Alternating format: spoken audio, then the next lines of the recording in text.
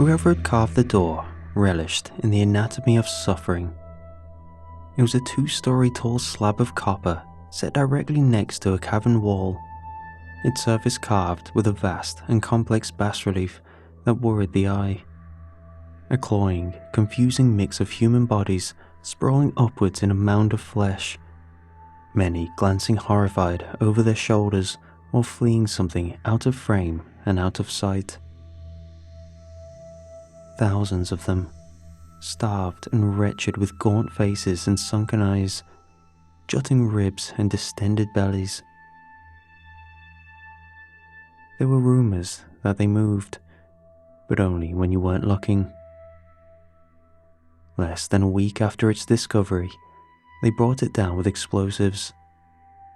We didn't really know what we'd found at that point, although I'm sure a few of us, particularly the religious, had their suspicions. The door was wrong. All wrong. It just shouldn't have been there. Natural caverns don't go that deep in Britain, not 1,000 meters. As scientists, we should have been excited, but we all agreed the door was repulsive. Staring at it too long induced a powerful urge to flee. An ancestral memory, maybe. The same way our bodies know to avoid things that crawl and slither. Things that rot and buzz and stink of death and decay. They never told us how or why they found it, nor why the project was classified, only that we had to figure out what was on the other side. When the charges finally blew, they went off like giant firecrackers, a string of them that ran down the gateway, one by one, deafening booms that shook the entire cavern.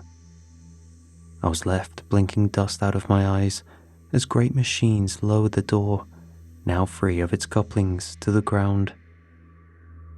Looking back, some details come easier than others. The air that wafted out was hot and dry, and I was not surprised. That seemed intuitively correct. Whether I'd admit it to myself or not, the fact was I'd been thinking of the door as a gateway to hell pretty much since I'd first laid eyes on it, and my mental image of hell was oddly medieval. I expected some great big stones, something reminiscent of an ancient castle, rattling chains, the wailing of the damned, the stench of sulphur. God, even little red devils with horns and pointy tails. But I hadn't expected shelves and books. That was the first real thing we saw. Shelves lining the walls that had been dug directly into the same rock as the cavern. Shelves that rose far above our lights, so that when we looked up, there was only darkness and dust, with no limits to the endless row and row of shelving. Every last inch covered in books. There were no gaps, just dust and tattered spines of random sizes, leather, fabric, paperback, faded pastels and gold leaf letters in alphabets both familiar and strange. And it wasn't just the walls. The floor was littered with random head-high piles of books, all stacked up like some tired librarian had gotten fed up of finding room for them. They made a labyrinth of the place, obscuring corners and doors, and the forward team, myself included, progressed carefully along the stone passageway, listening and looking carefully for some signs that would make sense of the place. There must have been thousands of books, and that was just in the first hallway we explored. Whenever we took one out, we found paper so thin it was nearly translucent, and often inked with strange shapes and letters I couldn't recognize. Otherwise, it was gibberish. Not that we studied them too long on that first day. Whenever I took one, I returned it quickly. Lifting them up, I always had the strangest sensation that I was doing something wrong, something inappropriate, and I didn't like the space they left behind on the shelves. A gap like a missing tooth. The darkness within swirling like deep waters. Safety in that place felt like an illusion, and touching the books was at risk of shattering it. I don't know how else to put it, except I didn't want to do anything that might draw attention to me. It was as if we were extremely conspicuous. There were no sounds but those we made. Our own breath, our own footfalls, the shuffle and scuffle of our every movement. We could even hear each other's heartbeats, the discordant bump of several people's chests being beaten like a broken drum set. And every now and again, a racing, a steady increase in the beat's cadence as we turned a blind corner or lifted a book just to see what it contained, or looked up at the shadows above us. Each of us kept having false starts because there was always this expectation that you were going to see something. Soon, any second now, squeezed between two books or dangling overhead. It took more than 6 hours before that corridor opened up, and when it did, we were dumbfounded. We emerged into a vast and terrifying mezzanine made of ancient rock, overlooking a chasm with no visible bottom. Just floor after floor filled with shelves, filled with books. Millions, billions, and all along those distant walls and stories were little openings that led to more corridors like the one we'd just emerged from. So many that it was like staring at a roughshod beehive. To look up or down or anywhere was to be faced with more books than anyone could read in their entire lifetime. We took our first break on that mezzanine. While radios didn't go very far in that place, we'd had the sense to carry enough wire to allow for a hard connection, and while using that, we contacted the main research site and updated them on the situation. We were to keep going for another 6 hours and turn around. A day, no more, was the plan. Even that felt like too long. I wanted to leave. I wanted to confirm that somewhere was a doorway that would lead back to reality, because ever since I'd entered that place, it felt like I'd entered a nightmare. A place where reality was plastic. I told myself it was simply the scale of it all, the weirdness. But it was more than that. The very air down there felt thin. There were 6 of us, 3 scientists and 3 soldiers. The soldiers responded to the situation with silence and an alertness that bordered on paranoia, constantly scanning the dark with their rifle-mounted lights, flicking the beam from one high-up shelf to another, fidgeting, exchanging dark looks. In a way, I was thankful, but it put me on edge too, and I couldn't relax at all for the first half of our little break. I guess it was natural that the scientists got talking. This was partly to fill the quiet, but also partly to try and convince ourselves we were excited about the implications of this find, whatever those may be. Rewriting history, archaeology on a new level, that kind of thing. It didn't take long before we convinced ourselves to take a closer look at those books. I'll admit, it didn't come easy, but we did a pretty good job of convincing ourselves that we weren't really afraid.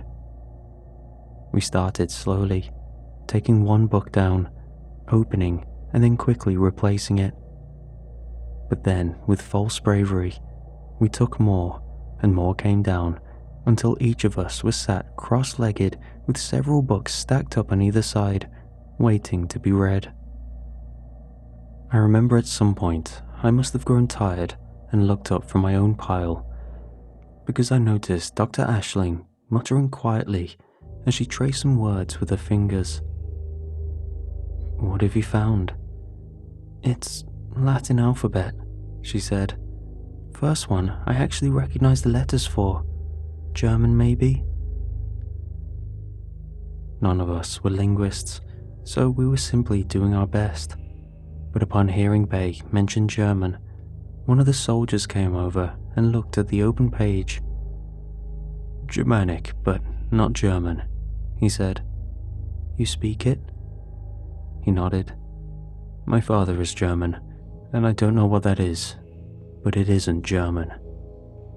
Is any of it familiar? Beer asked, while handing the book to him. After a brief nod from his CO, Lieutenant Michael, he took it and began flicking through the pages. I think this is the word for death. A sort of rough misspelling, maybe. This one is, I guess it's a bit like wanting, desire. I don't know. Not all the words seem like they're in the right context either. So, there are a variety of languages and alphabets, but as of yet, nothing we can make sense of. What about you? Any luck? Bayer asked me, and I looked down at the book currently open in my hands. Some kind of Cyrillic, maybe, I shrugged.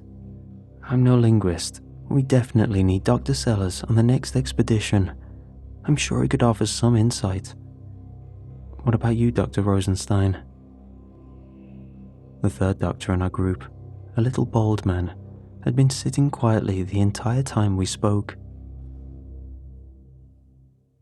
The third scientist in our group, a little bald man, had been sitting quietly the entire time we spoke, frowning at one of several books that lay open before him. I assume he was just curious, like Bayer and I. Grant? I said, trying to get his attention. Hey, Grant, have you found anything? His silence unnerved me. He wasn't just captivated. Sweat was prickling his forehead and veins bulged along his temple. He had gone pale, and his eyes were wide and his lips cracked and dry. The soldiers, picking up on the same strange signals I had, stood a little more upright. Dr. Rosenstein? One of them asked, nervously. Doctor, can you hear us? The nearest soldier reached out and placed a hand on Grant's shoulder, and the little man looked up at us like he hadn't even realized we existed until that moment. At first, I thought he was relieved, the way he was staring at each of us with a dumb grin on his face. But I soon realized something wasn't quite right. Oh, he said with an anxious laugh. Oh, right, of course. His eyes darted between us. Of course, sorry. I didn't mean to alarm you. Right, I said. Well, we were just talking about the books. Bayer thinks hers might be in a kind of German or Germanic language. He nodded, like this made perfect sense. Yes, I imagine so, he replied while looking around the shelves that towered over us. Lots of languages, I'd say. And then, without really missing a beat, he added, They are sins. The group fell into silence as each of us tried to make sense of what he just said. In the meantime, he stood up and stretched, like it was the most natural thing in the world. What are you on about? I said, once it became clear he wasn't going to elaborate. It's fairly obvious where we are, he said, while leaning forward and eyeing us darkly. And these books are a list of all our sins, one for each of us. So there will be books in German, both contemporary and historic German, like the one you found, Dr. Ashling. But there will also be books in Russian and French and Arabic and Chinese, not just contemporary tongues either. Ancient Egyptian, Phoenician, Babylonian, Aramaic, Latin, and of course, lost languages, ones that we never found but existed anyway. All of them, all the transgressions of the world are right here, recorded in the sinner's original tongue. By now, the soldiers had stepped a little closer, and Bea and I were sharing deeply worried looks. Grant seemed to be in the middle of breaking down, speaking frantically and anxiously, convinced of his own meaning while not really saying anything of sense. "Grant, I think we need to go back. The real fun thing is that I think you'll find books in languages that don't exist yet," he blurted. "This isn't just a record of sins in the past, but all of them. Every last one, even the ones we haven't committed yet. Grant, I'm going to have one of the men go back with you, if that's okay. I think you might not." "These are mine," he said while gesturing to a book in his hand. "All of them." He laughed. "Not just the things I did, petty transgressions, all recorded with names and places and even little diagrams. But there are even sins I only ever thought, things I wanted to do, and," he added while giggling hysterically, "sins I've yet to commit." He flicked through the pages at random and giggled maniacally at something only he could see. "Although there aren't many," he cackled as he turned to the final page, tears welling in his eyes. "Just one, actually. The last one. The last sin I'll ever commit." "Grant," I said, "I think you—" Before any of us could react, he dropped the book and took a running leap over the nearest edge. "This is the way we came, right?" Bea stood at the threshold of a corridor, a light tracking a wire that snaked into the darkness. "That's the cable we carried in here with us," one of the soldiers said. "But—" The young man looked over to his CO, Lieutenant Michael, who had a compass in hand and didn't look happy. "It's not the direction we came," the older man said. "We came south, so we need to head north. That would be this doorway." He nodded at a second corridor embedded in the rock wall. "This has to be the way," Bea said. "I trust this cable a hell of a lot more than I do a compass. Anything could be interfering with that thing. Besides, we know the cable leads to HQ because it's working. We spoke to them only a few minutes ago via this wire. It has to lead out of here." "That makes sense," I added, "but I marked the way we left with a piece of chalk. And that mark is over here." I pointed to a third doorway. "Damn," Michael muttered. "Regardless, I vote wire," Bea said. "I trust it the most. It's a physical connection." "I guess I vote wire too," Michael added. "Me too. But what do we do if we're wrong?" I asked. "What does that even mean? Did something move the wire or the door?" We all went silent for a few moments as we contemplated this. When nobody offered up an answer, I eventually grabbed my backpack and hauled it up. "I guess we don't have much of a choice either way," I said. "Do you really think there's a book in here for everyone?" Bea asked. And it was the first any of us had spoken in a few hours. So far, we had all been walking, fixated on the gloom ahead and behind us, watching carefully for some sign that our fevered imaginations were right to suspect something lurking in the dark. "Grant seemed to think so," I said. "Then what are the odds he picked out his own book? I mean, if he's right that there are, 100 billion books or so?" "More," I replied, "if he's right about the library containing future sins as well as past." "Pretty slim odds then," she added. "What are you thinking?" "If he did find it here, I don't think it was a coincidence," she said.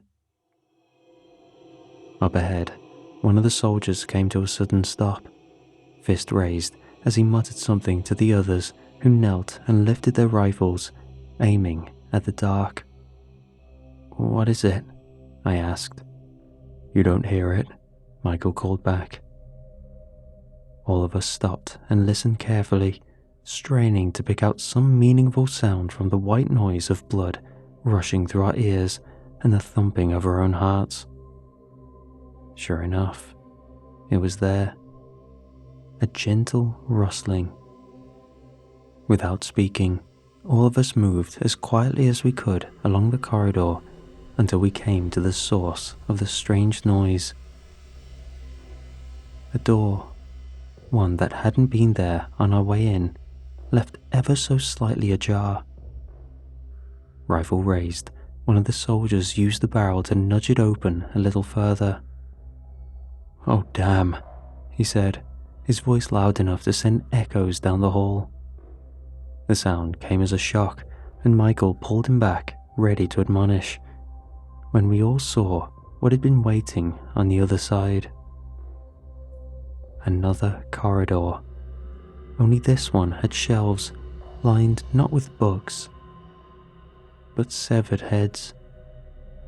Desiccated, pale and gaunt, row after row, all sitting neatly next to one another, evenly spaced, their skin paper white in the harsh glare of our lights, and all of them with cloudy eyes. And they were speaking. Sotto voce, little whispers. They muttered in a discord of wet lips. No breath, no lungs, only the action of rubbery jaws to sound out syllables and consonants that were lost in the rustling cacophony. The sound was horrific, wet and dry and deeply unsettling as it worked its way under my skin until I felt the strangest urge to lash out at the heads. But curiosity overrode disgust, and I approached one, wincing briefly when it fixed me with its cloudy eyes. But I didn't stop. I got close enough to see every detail of its flaking skin, its rheumy eyes glaring at me with such strange emotion. For my own sanity, I reached out and picked it up, noting with disgust how the stump of its neck left mottled brown fluid on the shelf behind. I guess I just wanted to know if it was fake, but its skin was cold, and its brow furrowed with anger at my touch, and as soon as it was in the air, every other head stopped their muttering and fixed me with such foul expressions I quickly put it back down again, relieved when the murmuring resumed.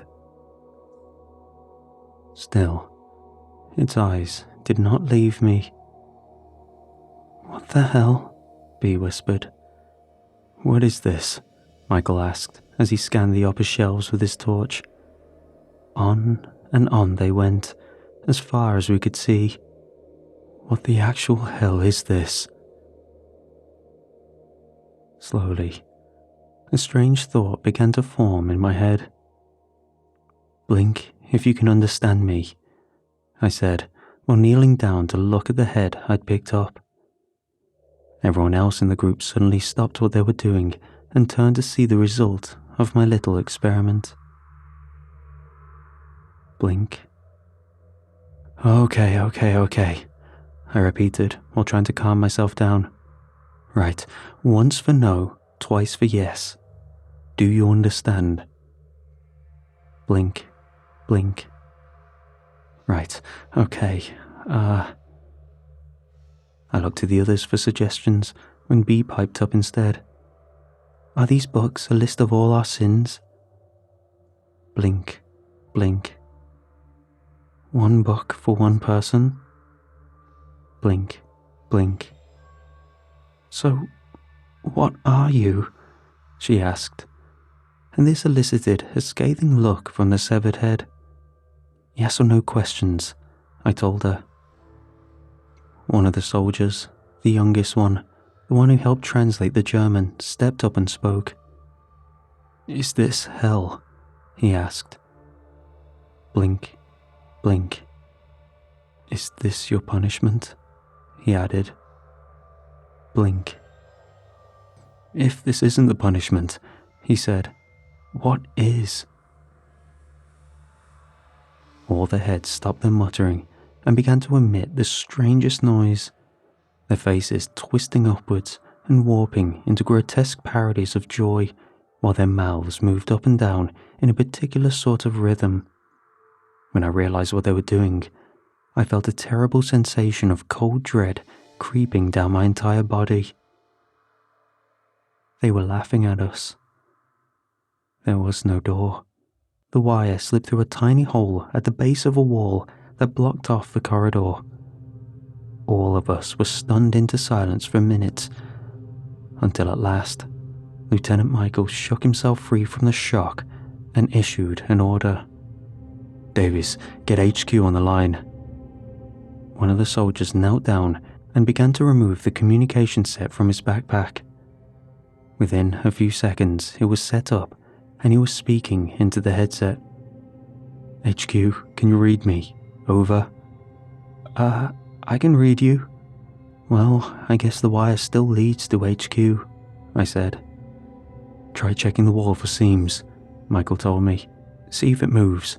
Hidden hinges or something. I don't know." Then, turning back to the soldier with the headset, "Tell them we've encountered an obstacle and we want them to send another team in to get us. Oh, and tell them to bring explosives." "If this thing opens," I said while running my hand along the edges, "I can't see how. It's pretty solid." Unlike every other wall we'd seen so far, this one was made of red bricks, but that didn't mean it was somehow mobile either. It seemed as sturdy as any brick wall I'd come across. "Well, it came from somewhere," B cried, while trying to peer through the hole the wire disappeared through. "Damn it, I can't see anything." "HQ," the soldier said, "we're gonna need some assistance. There's an obstacle. Over." "Roger that. What's the obstacle?" A wall," he replied. "Tell the next team to bring explosives. Over." "A wall? Just send the team ASAP," the soldier cried. "Our way out is blocked. Over." "Well, I can confirm we are en route to your position. Just one question," HQ replied. "What's that? Over," the young man replied. "Why do you keep saying over?" Suddenly, the voice changed. It began to titter and giggle. At first quietly, then louder and louder, like a mean kid laughing at a prank. The cruelty in his high-pitched voice made my skin crawl, and I was about to snatch the handset myself and begin demanding answers, when there was the strangest sound. A heavy grinding, like stone turning against stone. Before I could even ask what it was, B fell backwards from where she crouched and quickly leaped up into a standing position and ran off into the dark like a maniac. The effect on the group was chilling, and I stared back at the wall, desperately trying to understand what I'd seen. "Williams, go get her," he barked at one of the soldiers before turning at me and crying, "What the hell is her problem?" I don't know," I stammered. "Christ," Michael hissed before snatching the handset off the confused young soldier. "Listen," he growled into it. "I don't know who you really are, but you need to get someone in charge, right?" The sound again, loud and heavy. The grinding of heavy rocks being moved, and tiny stones came raining down in a cloud of dust. Something up there had disturbed them, and we all stood in silence as they plinked off our helmets. "Is it just me?" Michael said while looking towards the wall. "Or is it somehow closer?" "Hard to say," I replied. "I don't—" The wall moved. A sudden and terrifying lurch forwards, one that startled us all and made me trip over my own feet. Terrified, I scrambled backwards from it as fast as I could, while the handset continued to radiate that malicious laughter. "I think we need to go," I said in as calm a voice as I could manage. The wall moved again, and this time it did not stop. The young soldier with the handset did not react fast enough. It came forward so quickly that it had him within seconds and knocked him to the floor with a heavy thump, and then it rolled over him as it was. Well, if you're anything like me, as a child, you might have wondered what happened to someone who got caught in an escalator at the very top. I'm sure you know what I mean. Light was so poor, so I still don't really understand what happened, only that there was a lot of blood. And while it was quick, it was not quick enough, because when the wall was about halfway up his spine, I could still see the pain registering in his eyes. And that was the last impression I had before Michael grabbed me by the collar and practically threw me back the way we came. And we ran.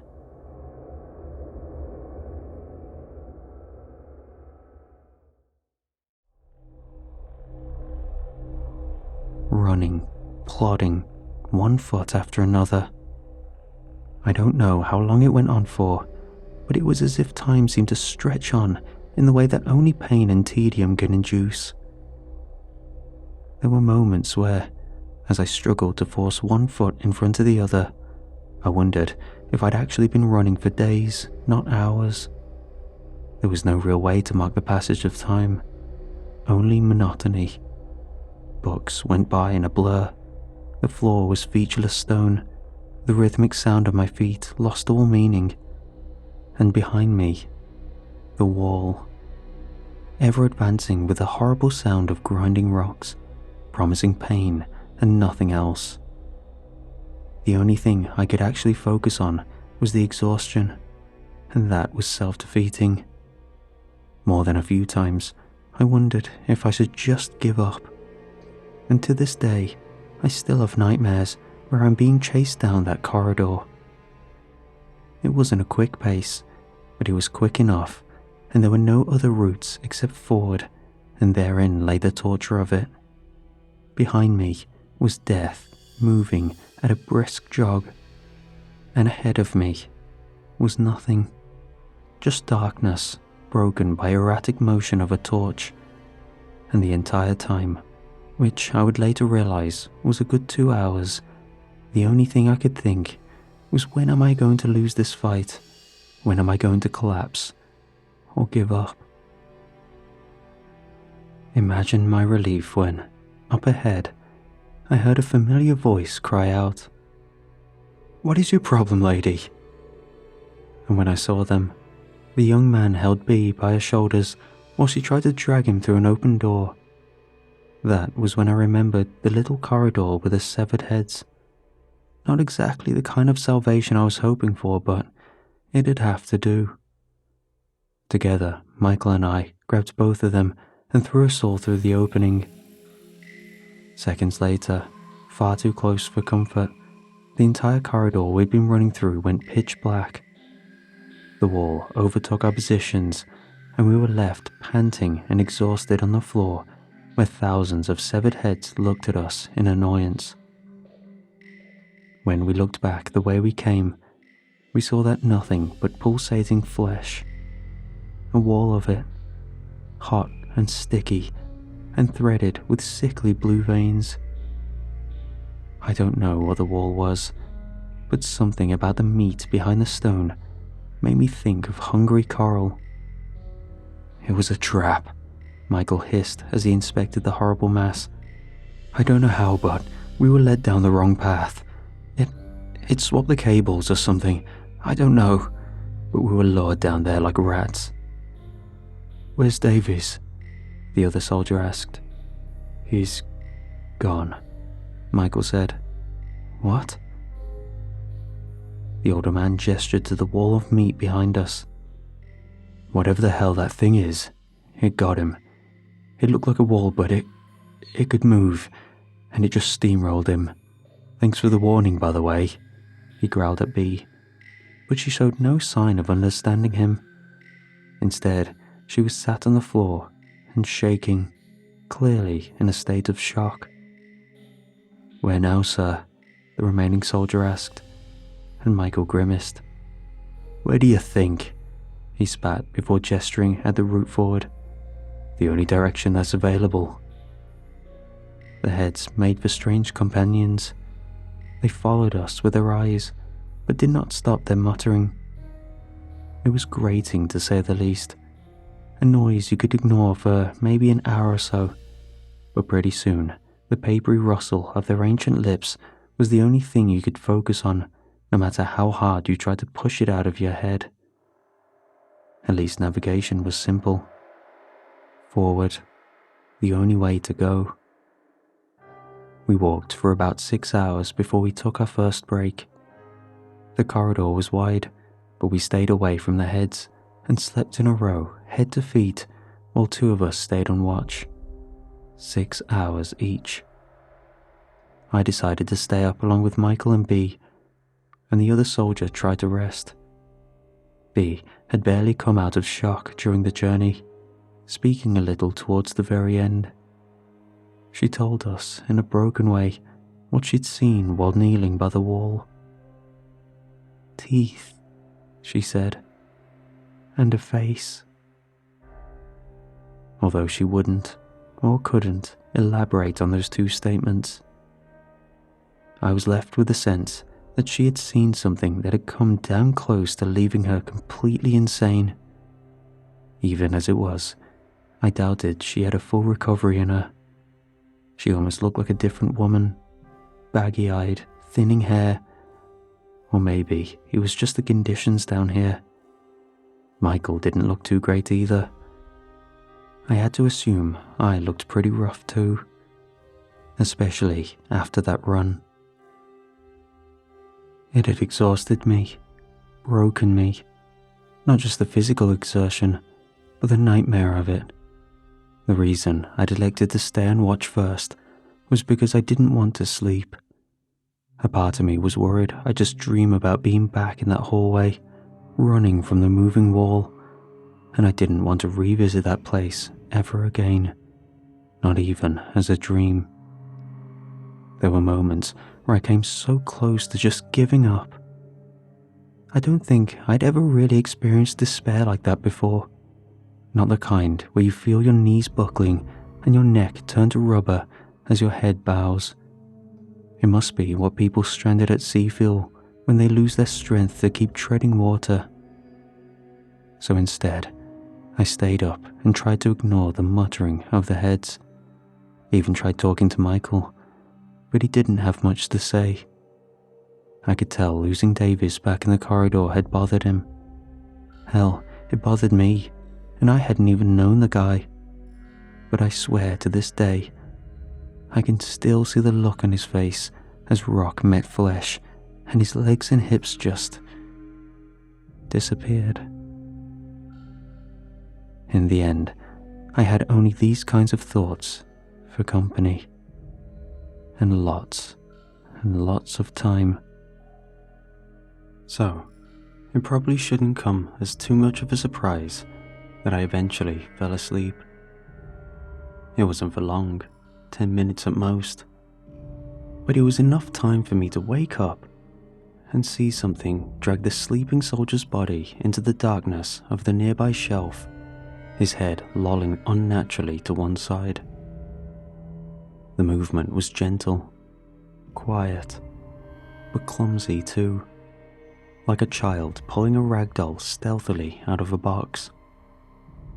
I looked over to Michael and saw he'd fallen asleep as well, so I nudged him with my foot, and he woke up with a sort of lazy start. Only when he looked at me, confused for a few short seconds, before slowly registering the look of terror on my face, that he seemed to realize what was happening. I'm not sure what I expected him to do really, but he was the leader, and well armed, and I didn't want to be the one who had to figure out what to do next.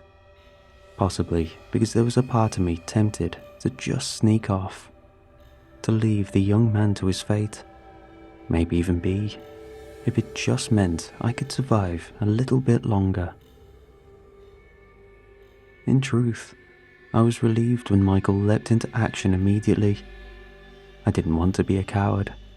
He jumped up and grabbed the young man's foot, and I ran over and grabbed the other leg, and together we tried to pull him back. I didn't mention it to Michael, but the way the soldier's body felt when I grabbed it, the muscles were too relaxed, too heavy. I don't know how to explain it, but if you ever end up in the unfortunate situation of moving a corpse, you might know what I mean. A living body supports itself. A dead one, it's just meat and water, and somehow feels so much heavier for it. He was dead. Still, we fought on. At some point, B must have woken up, realizing what was happening, and joined in. I remember her trying to reach into the shelf to grab hold of the dead man's arm when she suddenly flew backwards, landing with a hefty thud against the shelf behind her and knocking a few of the severed heads on their little stumps. Whatever was in the dark was clearly frustrated. It wanted its next meal, and it wasn't going to let us stop it. Slowly, a long, inhuman arm reached out and took a hold of the body's groin. Its strange hand had fingers that split at the knuckle 1, 2, 3 times. A terrifying effect, especially given how much each one moved on its own. A dinner plate monster of a hand attached to a lithe and muscular forearm devoid of hair. The second I saw it reach out in my general direction, I let go of the leg and fell backwards. Michael continued struggling for a while, even taking out his pistol and firing a few shots into the dark. But in doing so, he left only a hand to cling onto his comrade's corpse and lost his grip. With almost no effort, the body disappeared into the shadow, and we were suddenly down to 3. What the hell, what the hell, what the hell? He screamed. I wanted to say something, maybe even something to comfort him, or maybe an apology for falling asleep. But then again, he'd fallen asleep too. I didn't know what I was meant to do. I was in shock, and it was settling deep into me when B said something from where she remained on the floor, her voice quiet, but oddly insistent. It isn't over. That hand re-emerged, carefully, deliberately. It placed itself on the floor, revealing more of the pale flesh that powered it, and then came another, and another. And then its head emerged slowly from the dark and fixed me with eyes both black, bulbous, and far too numerous for anything that can be called human. And its mouth, a beard made of dirty fingers, grey and bluish, long rancid nails, hundreds of them squirming like mandibles of a hungry spider. Michael opened fire, but he might as well have been shooting hay for all the effect it had. The bullet struck with a wet thwap, but no actual damage. The creature knocked him aside with pure contempt and pulled the rest of itself out into the corridor, where I saw it had no legs, but instead relied on several long arms to suspend itself between the walls of the corridor like a kind of spider. One of these arms reached out and grabbed B, and by the time she started screaming, it was already too late.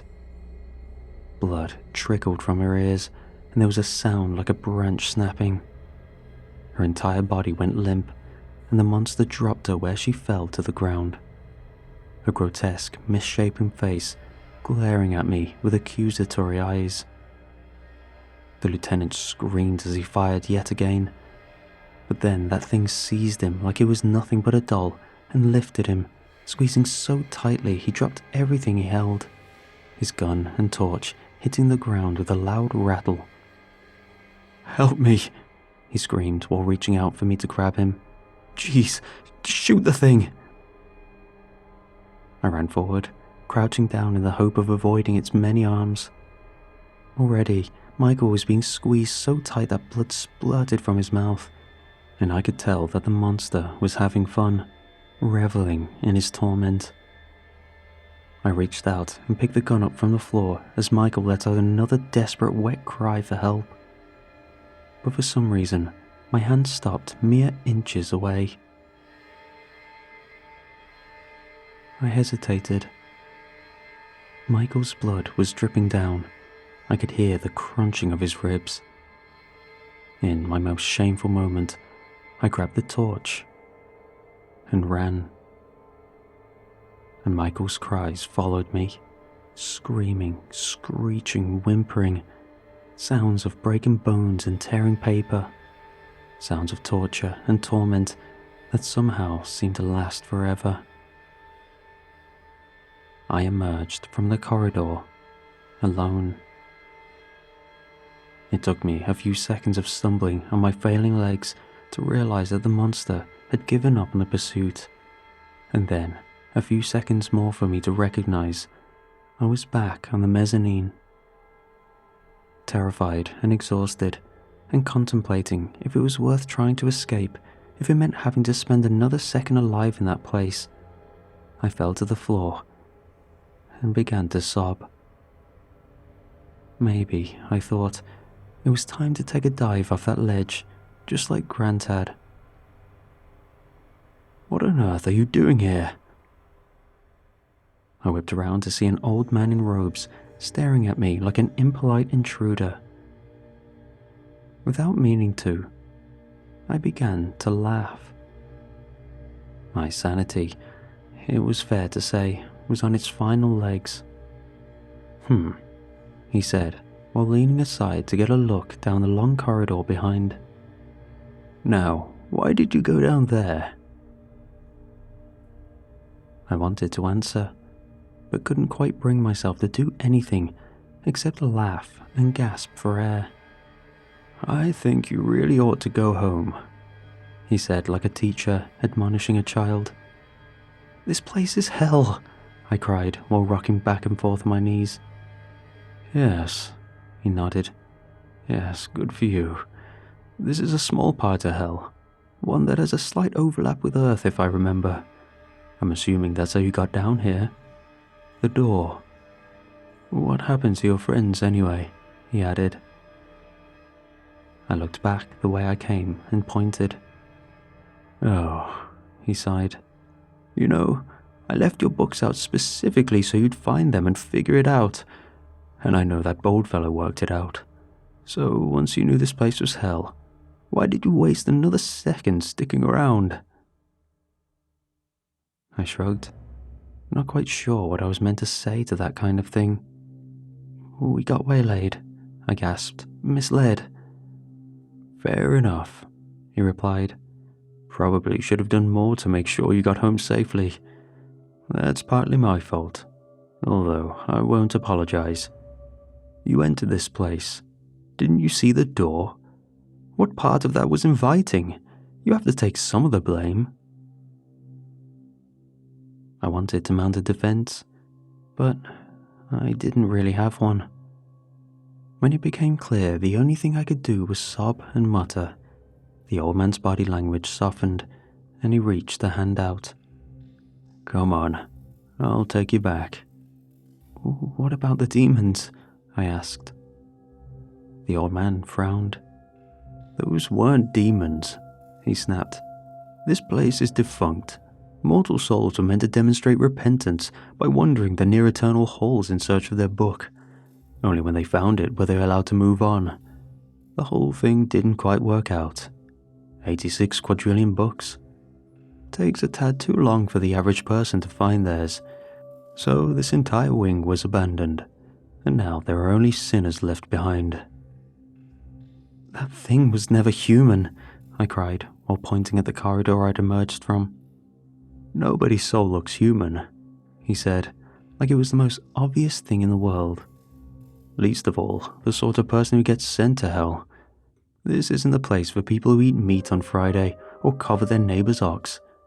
It's for the cruel and the malicious, cowards and opportunists.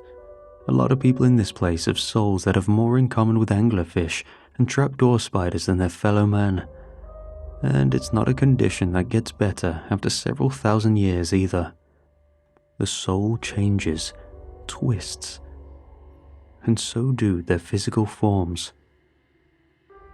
"And "What about you?" I said as I reached up and took his hand. "Why do you look so normal?" "Oh," he said as he helped me up. "That's because I built this place." And the last thing I can remember as he gripped me by the shoulder was the sudden and painful sensation of heat. We woke up in our respective quarters. We, all 6 of us. I still don't fully understand the mechanics. I tried asking the others how they made it back, but they weren't in a state to answer questions. B was catatonic, screaming and clutching her head in the hospital, like she still remembered the way that thing crushed her skull like a grapefruit. The soldier who fell to the wall was left paraplegic, even though medical tests couldn't identify a single reason why. Psychological, they said. The other soldier, the one who'd been dragged into the shelves, was comatose. I don't know if he recovered, but he was alive. And Grant was left in a permanent psychotic state, compelled to write on any surface he could, over and over again. Sin after sin, desperately trying to rewrite the very book that had driven him to madness in the first place. Michael tried very hard to kill me. He had clear memories of being left to die in the dark. I'm glad they caught him before he managed to wring the life out of me with his bare hands. I never found out what happened to him after several men managed to pry his hands from around my throat. Despite everything, I hope he managed some kind of recovery. The door disappeared, thankfully with no one on the other side. I know they were planning future expeditions. It is for the best that kind of thing can't happen again. They have no idea what's waiting for them. In a way, I probably could have convinced myself the expedition never happened. Some days, even now, that's what I sincerely hope can happen. There was no physical evidence. Nothing. We appeared in our beds completely nude, save for a note stuck to my chest. And it's this final little touch that stood out to me as stern confirmation of everything I'd experienced. Return to sender. 6 mortals, 5 were damaged in transit. Bodies were repaired to the best of my ability, but I was never good at that kind of thing. Minds are another matter entirely. Could not help myself in one case. Left fellow mortal to die in the dark. Didn't seem very sporting. Don't let anyone say I lack a sense of humour. Otherwise, no harm, no foul. Best wishes. Me. My heart sank when I heard them read it to me. It confirmed my deepest worries. No one had been very honest with me since I'd arrived at the hospital. They'd kept me bandaged up, so it wasn't easy to tell. But after I heard that note, I finally found the courage to reach up and remove the thick wads of fabric. Then, with shaking fingers, I finally touched my eyes. Or rather, the empty sockets where they used to be. If you've enjoyed this story and others from this great author, Christian Wallace, who's produced some of the best stories for this channel, please consider checking out his book in the description and pinned comment below.